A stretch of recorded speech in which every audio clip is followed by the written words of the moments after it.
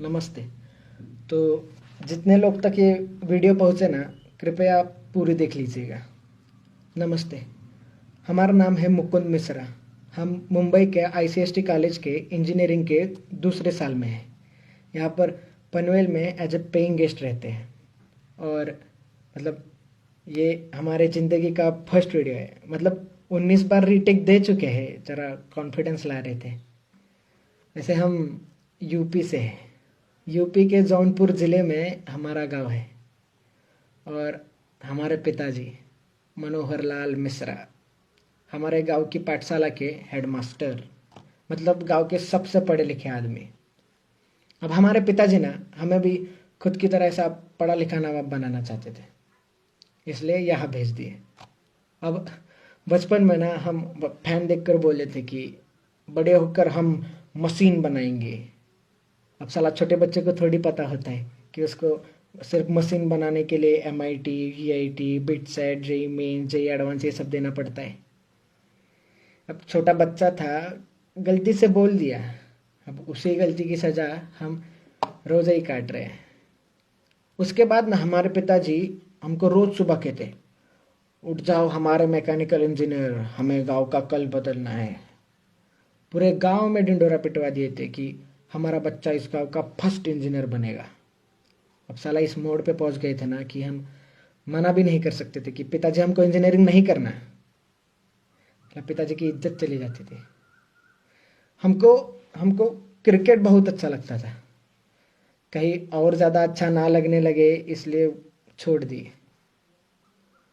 उसके बाद हमारे पिताजी हमसे कहे कि बेटा अगर ज़िंदगी में तरक्की करनी है ना तो ये गांव के दोस्तों के साथ घूमना फिरना ये बंद कर दो। तो हम बचपन के दोस्तों के साथ घूमना फिरना भी बंद कर दिए। हमको याद है हम 10वीं का पड़ाव बहुत ही ज़ोर से पार किए थे। मतलब पूरे ज़िले में 7वें आए थे हम। और इनाम के तौर पर हमें पिताजी ये सैमसंग का फ़ोन दे दिए। हमसे कहे कि बेटा जब मैकेनिकल इंजीनियर बनोगे तब टच स्क्रीन वाला दिलाएंगे। अब जब साला मैकेनिकल इंजीनियर बनेंगे तब इनसे थोड़ी ना मांगेंगे फ़ोन। हम बर्बाद ना हो इसलिए नहीं देते, और हमको इस चीज़ से दिक्कत भी नहीं थी। अब हमारे गांव की पाठशाला में एक ही कंप्यूटर है। उसमें हम पढ़ाई के बहाने FB अकाउंट बनाए थे, जिसको हम इस्तेमाल ही नहीं किए। अब साला हमारे पिताजी का ना बहुत इच्छा था कि हम बम्बई के बड़े इंजीनियरिंग कॉलेज में पढ़े। तो हमको यहाँ फट से भेज दिए। तो हम भी खुद के ही खिलाफ यहाँ आ गए। माँ, बहन, खेत, हमारी पाठशाला, दोस्त जिनको अलविदा भी नहीं भूल सके, हम सबको छोड़ के यहाँ आ गए। वैसे ये बम्बई शहर ना बहुत खूबसूरत है, बहुत खूबसूरत है। मतलब ज़्यादा घूमे नहीं है लेकिन सुना बहुत है।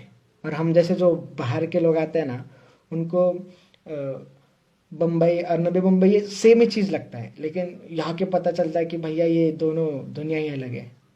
अब जब हम एडमिशन्स के लिए आए थे ना कॉलेज, तो ऐसा ऊंची इमारतें, ऐसा बड़ा प्लेग्राउंड, ऐसा अंदर होटल, कैंटीन कैंटीन देख के ऐसा मतलब पागल हो गए थे। अब हमारे बैच में ना एक 80 स्टूडेंट्स हैं। हम अकेले ही यूपी से हैं। अब हमारे पिताजी हमको सब सिखाए, लेकिन साला दोस्त बनाना नहीं सिखाए और लोगों से बात करना नहीं सिखाए। तो हम अकेले ही थे। और यहाँ के बच्चे भी ना बहुत ही अलग, मतलब कैसे बताए, मतलब बहुत ही मॉडर्न और फैशनेबल है। मतलब ऐसा गॉगल पे, जैकेट पे, KTM पे ऐसा कॉलेज आते हैं। और मतलब कुछ लड़कियां हैं जो ऐसा स्कर्ट में, मतलब हमको इस चीज़ से दिक्कत नहीं है, बिल्कुल दिक्कत नहीं है। बस हम पहली बार देखे तो थोड़ा गड़बड़ा गए थे। और कुछ स्टूडेंट्स तो चड्डी पे कॉलेज आते हैं। साला 1 साल के सफ़र में हम कभी हमारे PG के बाहर भी चड्डी पे नहीं गए। और भैया अंग्रेजी तो इतना तेज़ बोलते हैं ना कि समझना छोड़िए, सुनने में भी बड़ी दिक्कत होती है। मतलब हम इनकी तरह कूल नहीं थे। हम ना सिगरेट पीते, ना दारू पीते, ना नशे करते, ना कोई गर्लफ्रेंड के चक्कर में थे। और हमारे कपड़े भैया, मतलब एक फॉर्मल शर्ट, एक फॉर्मल पैंट, हाथ में पापा की घड़ी, ये चश्मा और नीचे सैंडल, और इस्त्री भी हम खुद ही करते थे। और बाल अभी बढ़ाए बाल, वरना पूरा मिलिट्री कट रखे थे। वो बाजू वाला चिंटू है ना, हमको मतलब बाल देख के यही उम्र में अंकल बुलाता है। अभी हम मतलब ये सब को अगर बाजू में रखे ना, तो हम वैसे बहुत होशियार है। मतलब खुद की तारीफ नहीं करेंगे, लेकिन हमारे कुछ उसूल है, जैसे कि हम बंक नहीं करेंगे, असाइनमेंट्स टाइम पे देंगे, जो भी है ईमानदारी से करेंगे। अभी 2-3 महीने पहले का बात है, हमारा सेम 2 का एग्ज़ाम्स पास में आ रहा था। तो धीरे धीरे सब हमारे साथ ऐसा ही हाय बाय बोलने लगे, हमारे साथ बात करने लगे, हमारे मतलब फर्स्ट बेंच में बाजू में बैठने लगे। हमको बोले कि हमको मतलब कैंटीन घुमाए, हमको प्लेग्राउंड घुमाए, हमको मॉल घुमाए, हमको चीज़ फ्रैंकी, सैंडविच, मतलब बहुत नाम याद नहीं आ रहे, लेकिन बहुत बहुत कुछ खिलाए। और हम उनको मतलब जितने भी पढ़ाए उसके नोट्स देते, फिर उनको लाइब्रेरी में लेक्चर देते। और मतलब साला इतना कॉन्फिडेंट हम कभी ज़िंदगी में फील नहीं किए थे। और हमको हमको ना मतलब लड़की लोग भी नंबर शेयर करने लगी, तो हम थोड़ा गड़बड़ा जाते थे उधर। मतलब अचानक इतना सारा आ गया ना कि हम पागल हो गए थे। मतलब बहुत ही खुश थे हम, मतलब हमारे ज़िंदगी का ना ये बेस्ट पीरियड कह सकते हैं। अभी हमारा ना ये वॉचमैन है ना जो नीचे, उनका यही फ़ोन पे हम वीडियो बना रहे हैं। तो उनका एंड्रॉयड फ़ोन है और उनको चलाने नहीं आता है, तो हम उन पे हमको दे देते हैं फ़ोन। तो उनके फ़ोन पे ऐप भी खोल के हम सबको फ्रेंड भी बना लिए। तो हमारा ना 2 पेपर अच्छे से हो गए, हम धम धम सबको पेपर दिखाए, सबको आंसर्स बताए। तो क्या हुआ ना कि ये कोरोना की वजह से जो बाकी का पेपर था वो कैंसिल हो गया। तो उसके बाद ना जैसा कोरोना हुआ, लॉकडाउन हुआ तो सब अपने अपने घर में। तो हमको सारा सबका टेक्स्ट आना बंद, ना हमको किसी का कॉल आता। अगर हम सामने से भी करें तो भी कोई उठाता नहीं या कोई रिस्पॉन्ड नहीं करता। हमको एक एक लड़की का मैसेज आया था कि thank you Mukund for your help, means a lot. तो हम कहे कि you are welcome, how are you. तो उसका भी रिप्लाई नहीं आया। हम सोचे कि हम ऐसा क्या कर दिए, कुछ गलत बोल दिए क्या किसी को। अभी तो हम सोचे कि साला हम कूल बनने के लिए ना फेसबुक पर मीम्स सबको शेयर करते हैं, तो सबका रिएक्शन तो आएगा। लेकिन उधर भी कोई किसी का रिएक्शन नहीं आया। मतलब हम बहुत कोशिश कर रहे थे बात करने का। हम मतलब अभी एक अकेला इंसान घर में पढ़ेगा भी कितना। हम ना गेम खेल सकते थे, ना पिक्चर देख सकते थे, ना किसी से मतलब घूमने के लिए बाहर जा सकते थे। हम बहुत सोने लगे थे, हम बहुत चिड़चिड़े हो गए थे, बीच में ही रोते थे, बीच में ही गुस्सा होते थे। हम ज़्यादा सोने लगे थे, मतलब हम हमारा काबू ही खुद से हट गया था। हम मतलब अभी देखिए ना, हम जो चीज़ ज़िंदगी में नहीं कहे वो पहली बार कर रहे हैं। जैसे कि हम पहली बार वीडियो बना रहे हैं।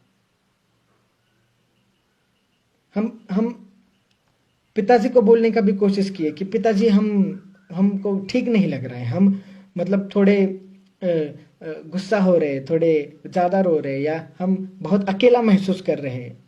तो हमारे पिताजी हमसे कहे कि बेटा ये ज़िंदगी का मोड़ है, ये सबके साथ होता है। हमारे साथ हुआ, तुम्हारे दादाजी के साथ हुआ, ये आएगा और चला जाएगा।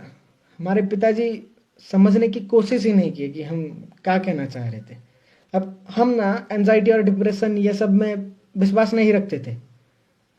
पर साला जब वो इंसान को होता है ना वो चीज़, तब तब ही समझ आता है कि भाई ऐसा मानसिक बीमारी करके भी कुछ तो होता है। अब हमारे गांव में ना मानसिक बीमारी का 2 ही मतलब है, एक तो भूत बाधा और दूसरी मतलब ये पागल हो गए। साला हम गुस्सा हमारे दादाजी से नहीं है, ना हम गुस्सा हमारे पिताजी से है। हम गुस्सा इस समाज से है, जो जब सर दुखता है तो हाथ में फट से डिस्प्रिन दे देता है, लेकिन साला जब दिमागी हालत ठीक ना हो तो मुंह ही फेर लेता है। अब साला परसों का ये बात है, हम उसी उम्मीद में फोन लिए थे कि हम देखने की फेसबुक पे हमको गलती से किसी का मैसेज आया रहेगा। तो हम खोले तो देखे कि सबने स्टोरी शेयर किए थे, और उसमें लिखा था, तो क्या लिखा था उसमें लिखा था कि if you feel lonely you talk to me, I better see you laughing instead of seeing in your grave. And suicide is not the option. अब हम क्या बोले बे? और कितना गिरोगे बे तुम लोग?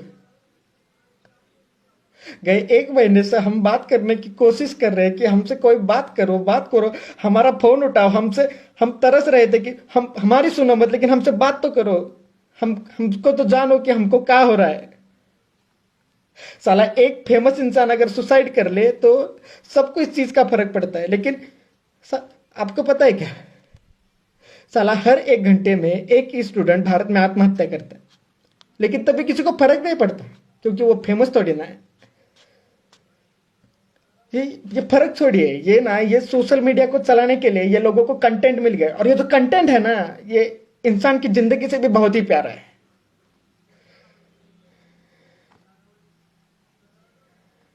अभी 2-3 हफ्ते और गए ना, किसी को कुछ फर्क नहीं पड़ेगा, क्या एंजाइटी और क्या डिप्रेशन। साला वो दर्द ही बहुत अलग होता है जब दर्द बांटने के लिए भी कोई नहीं होता। अब हम यही कहना चाहते हैं कि अगर ये सोशल मीडिया की दुनिया से निकले और आजू बाजू देखे कि लोग रुके आपसे बात करने के लिए तरस रहे अकेले, तो उनसे बात कीजिए, उनको ऐसा मुंह मत फेरिए। अगर ये बोलते वक्त हम किसी का दिल दुखाए रहेंगे तो माफ कर दीजिएगा, हमारा उद्देश्य नहीं था। हमको सुनने के लिए आपका बहुत सारा शुक्रिया, धन्यवाद।